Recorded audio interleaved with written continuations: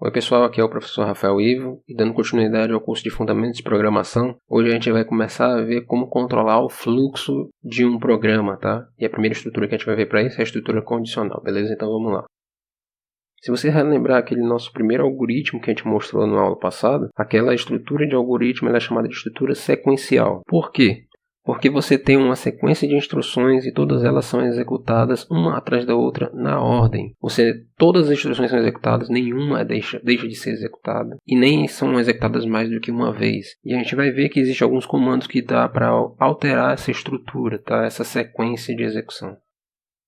Para isso vamos tomar o seguinte exemplo aqui. Suponha que numa universidade você tenha para uma disciplina 2 notas de 2 provas e que se por acaso a sua média for maior ou igual a 4 ou menor do que 7, você vai ter que fazer uma prova final. A partir dessa prova final você vai recalcular a média para ter a nota final da disciplina. Se sua média não estiver entre 4 e 7, você simplesmente mantém a mesma média para o aluno. Note que alunos com notas diferentes podem ter destinos diferentes, caminhos diferentes a serem executados aqui. A gente pode definir inclusive esse algoritmo aqui em fluxograma para realizar essa tarefa. Inicialmente eu leio as 2 notas, calculo a média, usando a expressão aritmética que a gente já comentou. A gente pergunta se essa média está entre 4 e 7. Se for verdadeiro, nós desviamos o fluxo para essa rota alternativa aqui do lado, em que eu vou ler uma nota NF, que é a nota da prova final, vou recalcular a média, como? Pegando a média anterior, somando com essa prova, dividindo por 2, e aí por fim eu volto para cá e escrevo a média. Se o aluno não tiver essa condição aqui, ou seja, se a média dele for menor do que 4, ou se a média dele for maior do que 7, ele não faz esse caminho alternativo, simplesmente ele passa direto e escreve a média. Essa estrutura aqui, em que a gente vê esse desvio, é chamada de estrutura condicional. É como se você tivesse um desvio aqui, um desvio de fluxo dessa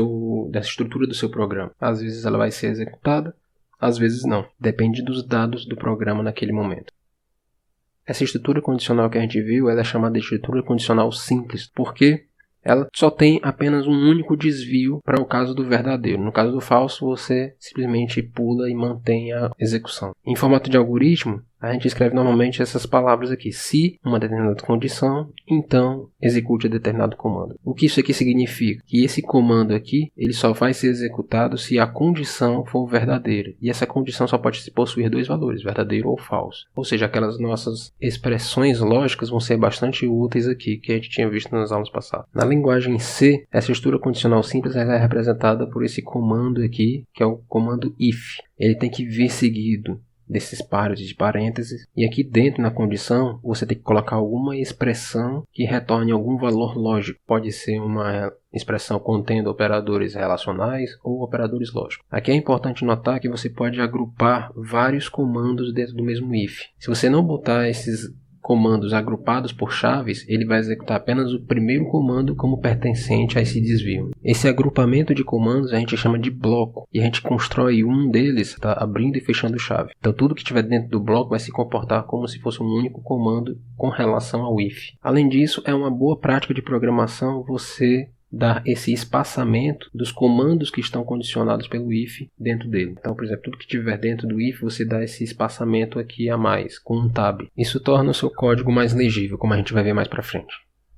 Então vamos exercitar aqui a nossa programação, implementando esse nosso algoritmo aqui, tá? Primeira coisa que vamos ver quantas variáveis nós vamos precisar. A gente precisa de uma variável para a nota 1, uma variável para a nota 2 e uma variável para a média. Vamos usar aqui tipo float para essas variáveis, porque elas podem ser quebradas, tá? Então está aqui N1, N2 e média. A primeira coisa que a gente tem que fazer é ler as notas, tá? Então eu sei que printf não é para fazer leitura, mas a gente ajuda o usuário a saber o que ele deve entrar, colocando sempre uma mensagenzinha antes de fazer a leitura, né? Então pronto, li as 2 notas. Em seguida, a gente calcula a média. Como a gente faz isso? Média recebe N1 mais N2 dividido por 2. Lembra que a gente colocou os parênteses aqui para fazer a soma antes do que a divisão, certo? Agora, a gente vai ter que fazer o quê? Essa condição aqui, dentro de um if. ou seja, uma expressão como essa. Aqui na programação, a gente não pode colocar aqui como na matemática, em que você está comparando 3 valores ao mesmo tempo. Você tem que comparar 2 por vez. Tá? E como é que a gente vai fazer aqui? A gente já tinha resolvido isso na aula passada. A gente compara primeiro a média com o número 4, ou seja, a média tem que ser maior ou igual a 4. E a média tem que ser menor do que 7, tá? Para isso aqui ser verdadeiro. O professor precisa dos parênteses aqui entre média, né, e 4 aqui agrupando? Não necessariamente, porque a gente já viu na aula passada que esse operador aqui, que é o operador lógico, ele é sempre executado por último em relação aos operadores relacionais como esse, tá? Então não tem problema. Eu abri aqui as chaves porque a gente vai ter mais do que apenas um único comando dentro do if. Então quando a gente tem vários, tem que criar um bloco. Eu vou agora, se por acaso for verdade, eu vou ter que pedir uma nova variável, né, um novo valor. Então eu vou criar aqui uma nova variável chamada mf. Vou pedir do usuário a nota final e vou ler esse valor. Acabei me confundindo aqui, é para ser f, né? Porque afinal de contas a gente está lendo números reais. E agora eu atualizo a minha média. A média atualizada vai ser o quê? Pegar a média anterior, somar com essa nota final e dividir por 2. Tá? A gente faz isso, média, recebe média mais mf dividido por 2. Certo? Isso aqui vai pegar o valor anterior da média, recalcular e substituir pela média que já tinha. E agora, por fim, depois de terminado o if, depois de ter feito esse caminho condicional, a gente vai lá e finalmente escreve o nosso resultado. Então, printf, média igual. Vamos ver agora a execução do nosso código. Vamos compilá-lo.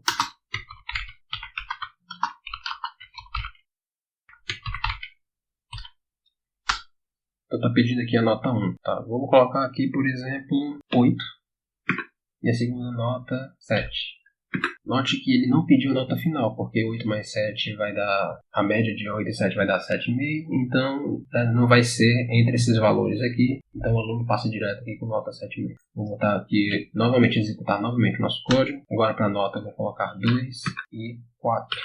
E, novamente, ele não pediu a nota final, porque a média deu 3. 3 não está entre os valores 4 e 7. Executando pela terceira vez. Agora vou colocar aqui 3 e 7. Percebe que agora ele está pedindo a nota final, coisa que não aconteceu nas outras execuções, tá? Vamos colocar aqui, digamos, 5.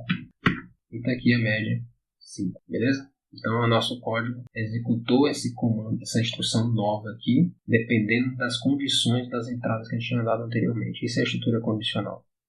Suponha uma situação agora levemente diferente, tá? Você tem agora aqui 2 provas, com as 2 notas N1 e N2. Você vai tirar a média ainda, beleza? Só que agora se a média for maior do que 7, você vai escrever na tela que o aluno foi aprovado. E se não for maior do que 7, você vai escrever na tela que o aluno é reprovado. Note que diferente da estrutura anterior, naquela você tomava uma decisão quando era verdade, mas quando era falso, você não tomava decisão nenhuma, simplesmente continuava o processo. Aqui, você está decidindo 2 coisas diferentes dependendo do resultado da sua condição. E a gente pode escrever o algoritmo dessa forma. Você lê as variáveis N1 e N2, tira a média, se for maior do que 7. Ou seja, quando for verdadeiro, segue por esse caminho e escreve aprovado. Mas se for falso, segue por um outro caminho e escreve a palavra reprovado, tá? Percebe que quando era falso antes, passava direto. Aqui não, agora eu estou fazendo esse desvio duplo, para um lado ou para o outro, dependendo do valor do resultado aqui da minha condição. Essa estrutura aqui é uma estrutura que a gente chama de estrutura condicional composta.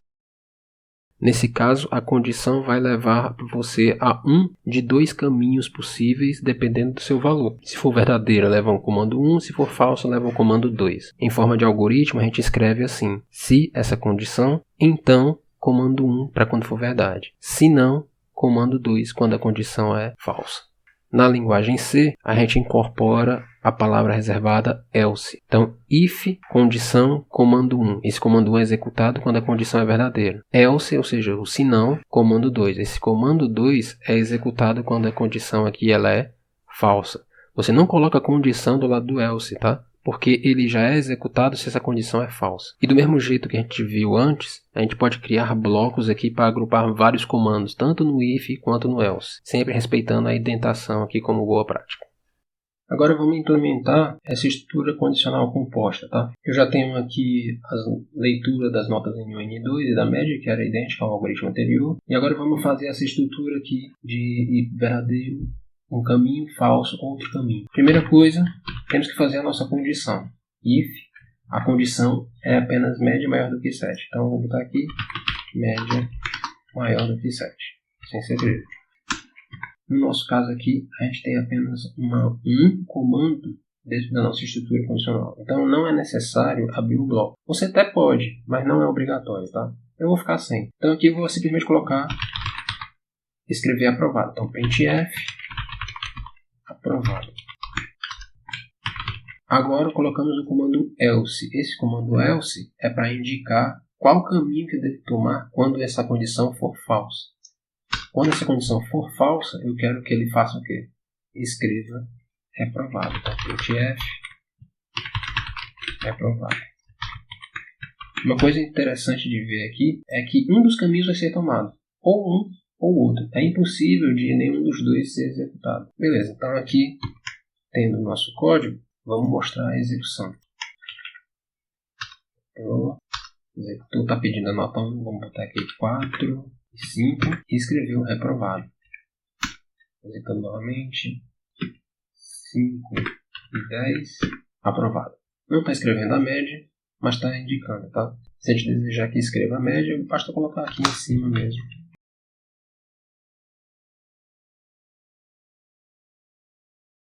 Aí, mostrando a média e depois indicando a situação do aluno, executando novamente,